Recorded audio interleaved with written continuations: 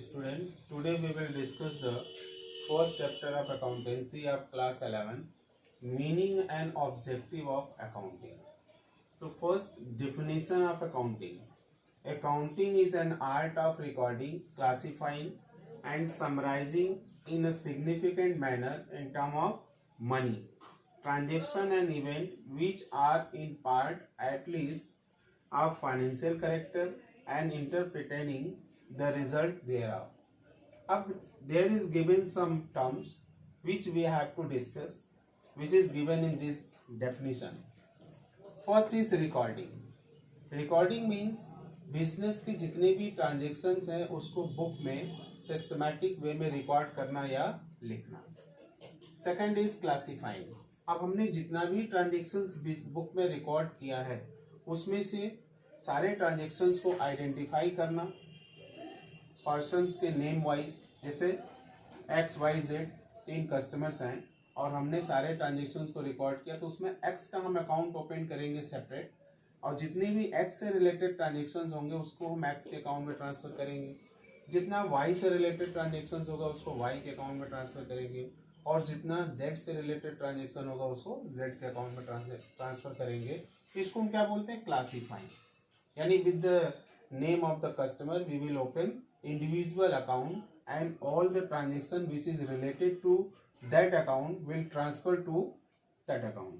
Second is the summarizing. So after classifying the next step will be summarizing. Summarizing क्या होता है? It is a summary of accounts. It is a summary of accounts. यानी हमने जितना भी accounts बनाया है सारे अकाउंट की बैलेंसिंग ऑफ फिगर को लेकर के एक समरी बनाते हैं. इसको हम क्या बोलते हैं? Trial balance. It is also known as trial balance. Trial balance क्या शो करता है? ये केवल शो करता है अर्थमेटिकल एक्यूरेसी को. यहाँ पे रिजल्ट नहीं पता चलता है कि बिजनेस का प्रॉफिट हो रहा है कि लॉस हो रहा है. सिर्फ हम समरी बनाते हैं जिससे हमको ये पता चलता है कि हमारी प्रीवियस अकाउंटिंग सही है. Next in term of money, यानी जितने भी ट्रांजेक्शन्स हम रिकॉर्ड करेंगे बुक में वो मॉनेटरी टर्म्स में होना चाहिए. एंड लास्ट क्या होगा? Interpreting the result. और समरी बनाने के बाद हम क्या करेंगे? रिजल्ट फाइंड करेंगे, यानी उससे हम कैलकुलेट करेंगे profit and loss of the business. Next is the features of accounting. So first feature is accounting is an art as well as science. Accounting क्या है? आर्ट है और आर्ट के साथ साथ साइंस भी है. अब अकाउंटिंग आर्ट कैसे है? आर्ट का मतलब सिर्फ ये नहीं होता है कि हम ड्राइंग्स बना रहे हैं वो आर्ट है.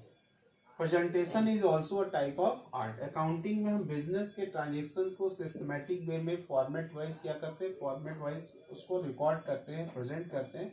तो this presentation is an art. इसलिए अकाउंटिंग क्या है? आर्ट है. अकाउंटिंग साइंस क्यों है? साइंस का मतलब क्या होता है? It is an organised body of knowledge which is based on certain principles. Our accounting is also based on a certain principle which we have discussed in chapter number 3 accounting principle. तो accounting principle के ऊपर based है हमारा accounting, इसलिए हम accounting को क्या कर सकते हैं कि साइंस है. तो अकाउंटिंग पहला फीचर्स क्या हो गया? Accounting is an art as well as science. Second, recording of financial transactions only. Accounting में हम क्या करते हैं? केवल फाइनेंशियल ट्रांजेक्शन्स को ही रिकॉर्ड करते हैं, यानी वो ट्रांजेक्शन जो मॉनेटरी टर्म्स में हो. जैसे बिजनेस इंटरप्राइजेज में कुछ ट्रांजेक्शन है जो बिजनेस के पॉइंट ऑफ व्यू से बहुत इंपॉर्टेंट है लेकिन उसको हम मॉनेटरी टर्म्स में कन्वर्ट नहीं कर सकते, तो ऐसे ट्रांजेक्शन्स को हम बुक में रिकॉर्ड नहीं करते. तो हमारा अकाउंटिंग क्या रिकॉर्ड करता है? केवल फाइनेंशियल ट्रांजेक्शन्स को रिकॉर्ड करता है जो कि मॉनेटरी टर्म्स में हो. Second, next, recording in term of money. जितनी भी ट्रांजेक्शन्स हमारे अकाउंटिंग में रिकॉर्ड होते हैं केवल मॉनेटरी टर्म्स में रिकॉर्ड होते हैं. यानी the transaction which can not be measure in monetary terms will not be recorded in accounting. तो यहाँ पे थर्ड फीचर्स क्या हो गया कि अकाउंटिंग में केवल हम मॉनेटरी टर्म्स के ही ट्रांजेक्शन्स को रिकॉर्ड करते हैं. Next is classifying. क्लासीफाइंग अभी हमने यहाँ पे डिस्कस किया कि जितने भी ट्रांजेक्शन्स हमने बुक में रिकॉर्ड किया है वो सारे ट्रांजेक्शन्स में कस्टमर वाइज जब भी हम अकाउंट ओपन करेंगे तो पर्टिकुलर उस कस्टमर से रिलेटेड जितने भी ट्रांजेक्शन्स हैं उस ट्रांजेक्शन्स को हम उस कस्टमर के अकाउंट में ट्रांसफ़र करेंगे या पोस्ट करेंगे. तो this is the classifying. Next is summarising. Summarising भी हमने यहाँ डिस्कस किया. It is a summary of account. जितनी भी अकाउंट्स हमने प्रिपेयर किया है उस अकाउंट की एक समरी बनाते हैं, उसको बोलते हैं summarising. This is also step of accounting. अब नेक्स्ट क्या आता है, समराइजिंग के बाद हम क्या करते हैं, इंटरप्रिटेशन ऑफ रिजल्ट, यानी बिजनेस के प्रॉफिट एंड लॉस को कैलकुलेट करते हैं। तो किससे कैलकुलेट करते हैं, समरी से। तो नेक्स्ट स्टेप आएगा, next features interpretation of result, यानी यहाँ पे हम बिजनेस के प्रॉफिट एंड लॉस और फाइनेंशियल पोजीशन को जानते हैं। जब हमारा सारा अकाउंटिंग कंप्लीट हो जाता है तो नेक्स्ट फीचर्स क्या है, कम्युनिकेटिंग। हम अपने अकाउंटिंग इंफॉर्मेशन को वेरियस पार्टीज से कम्युनिकेट करते हैं। वेरियस पार्टीज कौन होगा, जैसे इन्वेस्टर्स, सप्लायर यानी क्रेडिटर, कस्टमर, एम्प्लॉयज, मैनेजमेंट, ये वेरियस पार्टीज हैं। हम इन्वेस्टर्स से अपनी अकाउंटिंग इंफॉर्मेशन को क्यों कम्युनिकेट करते हैं, क्योंकि इन्वेस्टर हमारे बिजनेस में पैसा इन्वेस्ट करता है तो उसको हमारे बिजनेस के फाइनेंशियल पोजीशन को जानने का राइट्स है।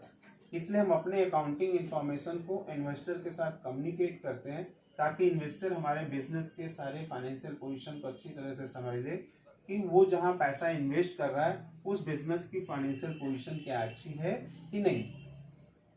That's all.